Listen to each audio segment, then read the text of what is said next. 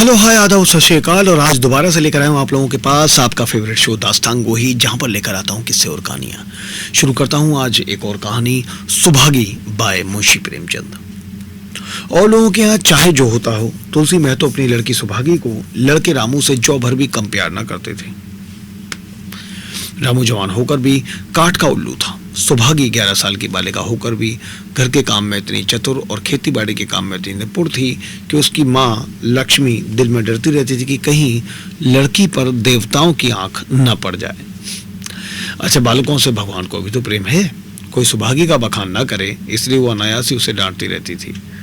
बखान से लड़के बिगड़ जाते हैं, ये भय तो न था, भय था नजर का। वही सुभागी आज 11 साल की उम्र में विधवा हो गई। घर में कोहराम मचा हुआ था। लक्ष्मी पछाड़े खाती थी, तुलसी सिर पीटते थे। उन्हें रोते देखकर सुभागी भी रोती थी। बार बार माँ से पूछती थी, क्यों रोती हो अम्मा, मैं तुम्हें छोड़कर कहीं ना जाऊंगी, तुम क्यों रोती हो। उसकी भोली बातें सुनकर माता का दिल और भी फटा जाता था। वो सोचती थी कि ईश्वर तुम्हारी यही लीला है, जो खेल खेलते हो वो दूसरों को दुख देकर। ऐसा तो पागल करते हैं, आदमी पागलपन करे तो उसे पागल खाने भेजते हैं, मगर तुम जो पागलपन करते हो उसका कोई दंड नहीं। ऐसा खेल किस काम का कि दूसरे रोएं और तुम हंसो। तुम्हें तो लोग दयालु कहते हैं, यही तुम्हारी दया है। और सुभागी क्या सोच रही थी, उसके पास कोठरी भर रुपए होते तो वो उन्हें छुपा कर रख देती। फिर एक दिन चुपके से बाजार चली जाती और अम्मा के लिए अच्छे अच्छे कपड़े लाती। दादा जब बाकी मांगने आते तो चट रुपए निकाल कर दे देती। अम्मा दादा कितने खुश होते। जब सुभागी जवान हुई तो लोग तुलसी महतो पर दबाव डालने लगे कि लड़की का घर कहीं कर दो, जवान लड़की का यूं फिरना ठीक नहीं। जब हमारी बिरादरी में इसकी कोई निंदा नहीं है तो क्यों सोच विचार करते हो। तुलसी ने कहा, भाई मैं तो तैयार हूं, लेकिन जब सुभागी भी माने वो किसी तरह राजी नहीं होती।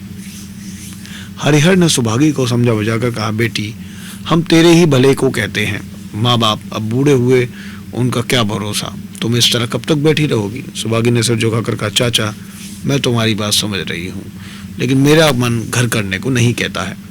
मुझे आराम की चिंता नहीं है, मैं सब कुछ झेलने को तैयार हूँ, और जो काम तुम कहो वो सिर आंखों के बल करूँगी, मगर घर बसाने को मुझसे ना कहो। जब मेरा चाल कुचाल देखना तो मेरा सिर काट लेना। अगर मैं सच्चे पिता की बेटी होंगी तो बात की भी पक्की होंगी। फिर लज्जा रखने वाले तो भगवान है, मेरी क्या हस्ती है कि अभी कुछ कहूँ। उजड़ रामू बोला, तुम अगर सोचती हो कि भैया कमावेंगे और मैं बैठी मौज करूँगी तो इस भरोसे ना रहना, यहाँ किसी ने जन्म भर का ठीका नहीं लिया है। रामू की दुल्हन रामू से भी 2 अंगुल ऊंची थी। पटक कर बोली, हमने किसी का कर्ज थोड़े ही खाया है कि जन्म भर बैठा कर भरा करें। यहाँ तो खाने को भी वहीं चाहिए, पहनने को भी वहीं चाहिए, ये हमारे बूते की बात नहीं। सुभागी ने गर्व से भरे हुए स्वर में कहा, भाभी मैंने तुम्हारा आसरा कभी नहीं किया, और भगवान ने चाहा तो कभी करूंगी भी नहीं। तुम अपनी देखो, मेरी चिंता ना करो। रामू की दुल्हन को जब मालूम हो गया कि सुभागी घर ना करेगी तो और भी उसके सिर हो गई। हमेशा एक ना एक कुचड़ लगाए रहती थी। उसे रुलाने में जैसे उसको मजा आता था। वो बेचारी पैर रात से उठकर कूटने पीसने में लग जाती, चौका बर्तन करती, गोबर पाथती, फिर खेत में काम करने चली जाती थी। दोपहर को आकर जल्दी जल्दी खाना पकाकर सबको खिलाती। रात को कभी माँ के सिर में तेल डालती, कभी उसकी देह दबाती। तुलसी चिलम के भक्त थे, उन्हें बार बार चिलम पिलाती, यहाँ तक कि अपना बस चलता, माँ बाप को कोई काम ना करने देती। हाँ, भाई को ना रोकती, सोचती ये तो जवान आदमी है, ये काम ना करेंगे तो गृहस्थी कैसे चलेगी।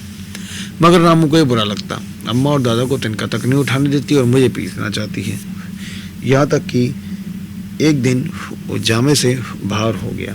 सुभागी से बोला, अगर उन लोगों का बड़ा मोह है तो क्यों नहीं अलग लेकर रहती हो, तब सेवा करो तो मालूम हो कि सेवा कड़वी लगती है कि मीठी। दूसरों के बल पर वाहवाही लेना आसान है, बहादुर वो है जो अपने बल पर काम करे।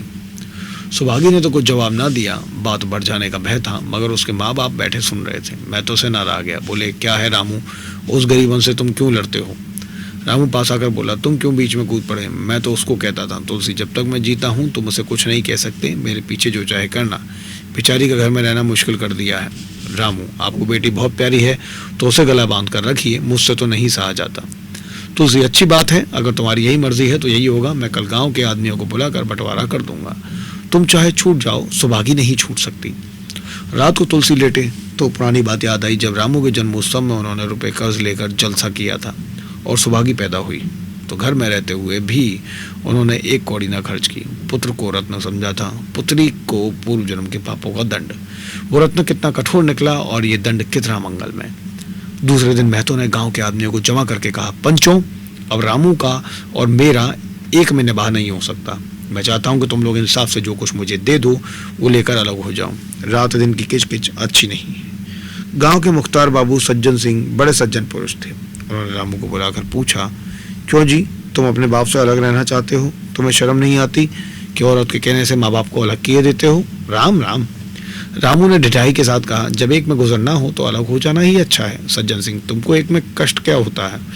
एक बात हो तो बताऊं। सज्जन सिंह, कुछ तो बतलाओ। साहब, एक में मेरा इनके साथ निभाना होगा, बस मैं और कुछ नहीं चाहता। ये कहता हुआ रामू वहां से चलता बना। तुलसी, देख लिया आप लोगों ने इसका मिजाज।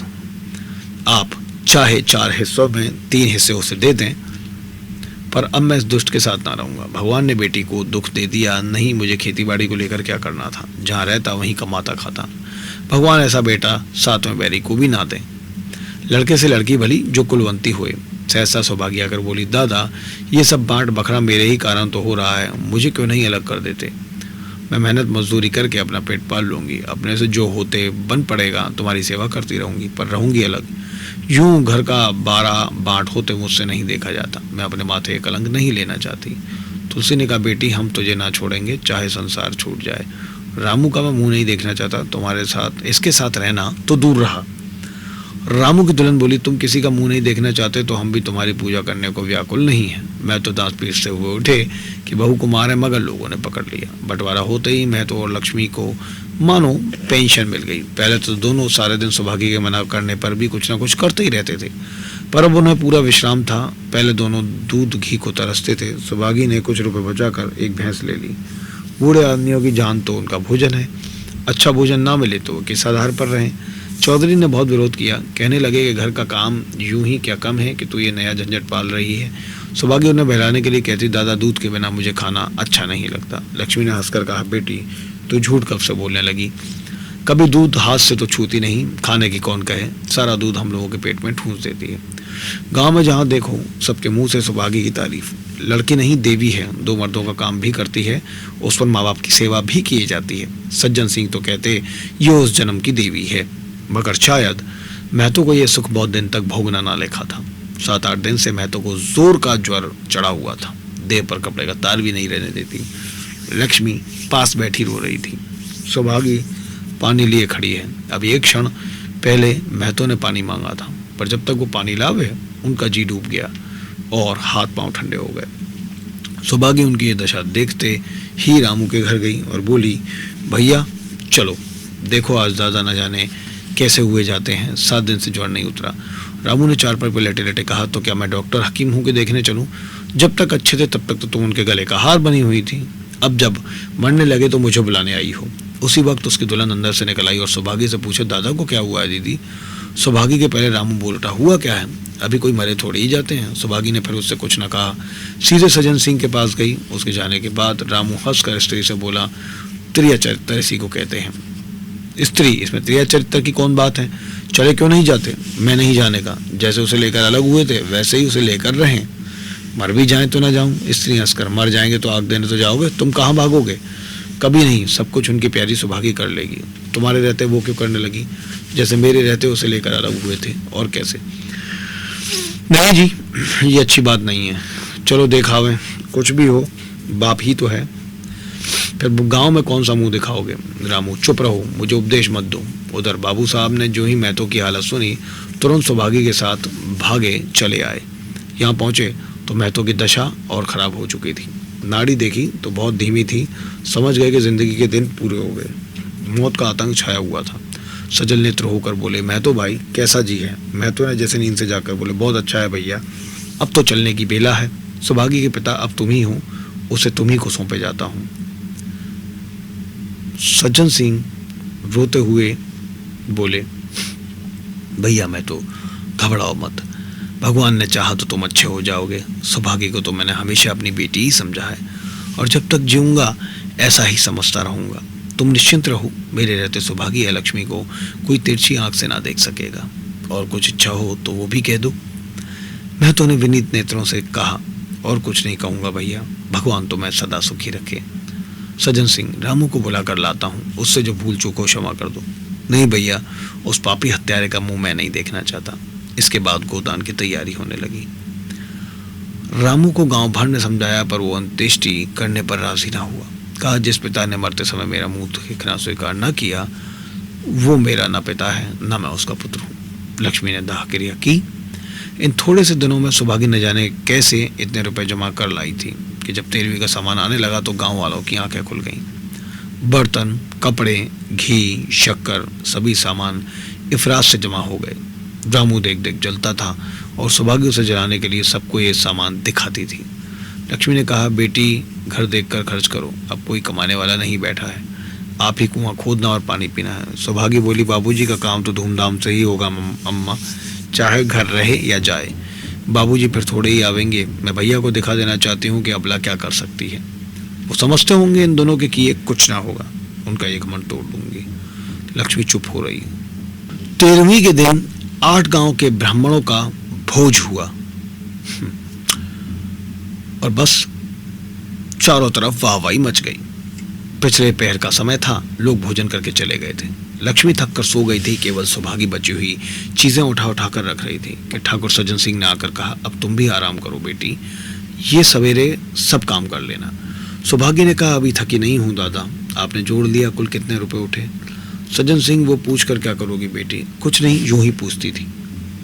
कोई 300 रुपये उठे होंगे। सुभागी ने सकुचाते हुए कहा, मैं उन रुपयों की देनदार हूँ, तुमसे तो मैं मांगता नहीं, मैं तो मेरे मित्र और भाई थे, उनके साथ कुछ मेरा भी तो धर्म है।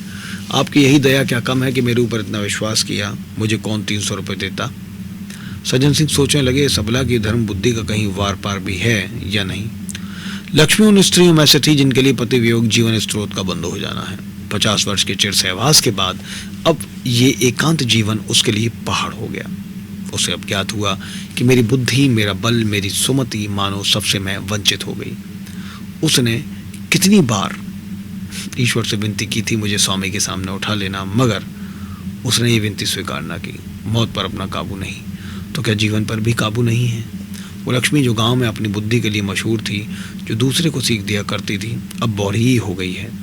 सीधी सी बात करते नहीं बनती। लक्ष्मी का दाना पानी उसी दिन से छूट गया। सुभागी के आग्रह पर चौके में जाती, मगर कौर कंठ के नीचे ना उतरता। 50 वर्ष हुए, एक दिन भी ऐसा ना हुआ कि पति के बिना खाए खुद खाया हो। अब उस नियम को कैसे तोड़ें? आखिर उसे खांसी आने लगी। दुर्बलता ने जल्द ही खाट पर डाल दिया। सुभागी अब क्या करे?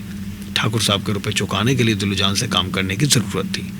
यहाँ माँ बीमार पड़ गई, अगर बाहर जाए तो माँ अकेली रहती है, उनके पास बैठे तो बाहर का काम कौन करे? माँ की दशा देखकर सुभागी समझ गई कि इनका परवाना भी आ पहुंचा है। महतो को भी तो यही जोर था। गांव में और किसे फुर्सत थी कि दौड़ धूप करता। सज्जन सिंह दोनों वक्त आते, लक्ष्मी को देखते, दवा पिलाते, सुभागी को समझाते और चले जाते, मगर लक्ष्मी की दशा बिगड़ती जाती थी। यहाँ तक कि 15वें दिन वो भी संसार से सिधार गई थी। अंतिम समय रामू आया और उसके पैर छूना चाहता था, पर लक्ष्मी ने ऐसी झिड़की दी कि वो उसके समीप न जा सका। सुभागी को उसने आशीर्वाद दिया, तुम्हारी जैसी बेटी पाकर तर गई। मेरे क्रियाक्रम तुम ही करना, मेरी भगवान से यही अर्जी है कि उस जन्म में भी तुम मेरी कोख पवित्र करो। माता के देहांत के बाद सुभागी दख जीवन का केवल एक लक्ष्य दे रह गया था, सज्जन सिंह के रुपए चुकाना। 300 रुपये पिता के क्रियाक्रम में लगे थे, लगभग 200 रुपये माता के काम में लगे। 500 रुपये का ऋण था और उसकी अकेली जान, मगर वो हिम्मत ना हारती। 3 साल तक सुभागी ने रात को रात और दिन को दिन ना समझा। उसकी कार्य शक्ति और पौरुष देखकर लोग दांतों तले उंगली दबाते थे। दिन भर खेती बाड़ी का काम करने के बाद वो रात को 4-4 पसेरी आटा पीस डालती और 30वें दिन 15 रुपये लेकर वो सज्जन सिंह के पास पहुंच जाती। इसमें कभी नागा ना पड़ता। ये मानो प्रकृति का एक अटल नियम था। अब चारों ओर से उसकी सगाई के पैगाम आने लगे। सभी उसके लिए मुंह फुलाए हुए थे। जिसके घर सुभागी जाएगी उसके भाग्य फिर जाग जाएंगे। सुभागी यही जवाब देती, अभी वो दिन नहीं आया। जिस दिन सुभागी ने आखिरी किस्त चुकाई, उस दिन उसकी खुशी का ठिकाना न था। आज उसके जीवन का कठोर व्रत पूरा हो गया। वो चलने लगी तो सज्जन सिंह ने कहा, बेटी तुमसे मेरी एक प्रार्थना है, कहो कहूं, कहो तो ना कहूं, मगर वचन दो कि मानोगी। सुभागी ने कृतज्ञ भाव से कहा, कि आपकी बात ना मानूंगी तो किसकी बात मानूंगी, मेरा तो रोया रोया आपका गुलाम है। सज्जन सिंह, अगर तुम्हारे मन में ये भाव है तो मैं ना कहूँगा। मैंने अब तक तुमसे इसलिए नहीं कहा कि तुम अपने को मेरा देनदार समझ रही थी। अब रुपए चुक गए, मेरा तुम्हारे ऊपर कोई एहसान नहीं है, रत्ती भर भी नहीं। बोलो कहूँ? सुभागी, आपकी जो आ गया हो। सज्जन सिंह, देखो इनकार ना करना, नहीं तो फिर मैं तुम्हें अपना मुंह ना दिखाऊंगा। क्या आ गया है? मेरी इच्छा है कि तुम मेरी बहू बनकर मेरे घर को पवित्र करो। मैं जात पात का कायल हूँ, मगर तुमने मेरे सारे बंधन तोड़ दिए। मेरा लड़का तुम्हारे नाम का पुजारी है, तुमने उसे बारहा देखा है। बोलो मंजूर करती हो? दादा, इतना सम्मान पाकर मैं पागल हो जाऊंगी। तुम्हारा सम्मान भगवान कर रहे हैं बेटी, तुम साक्षात भगवती का अवतार हो। मैं तो आपको अपना पिता समझती हूँ, आप जो कुछ करेंगे मेरे भले ही के लिए करेंगे, आपके हुक्म को मैं कैसे इनकार कर सकती हूँ। सज्जन सिंह ने उसके माथे पर हाथ रखकर कहा, बेटी तुम्हारा सुहाग अमर हो, तुमने मेरी बात रख ली। मुझसे भाग्यशाली संसार में और कौन होगा। सुभागी बाय, मुंशी प्रेमचंद।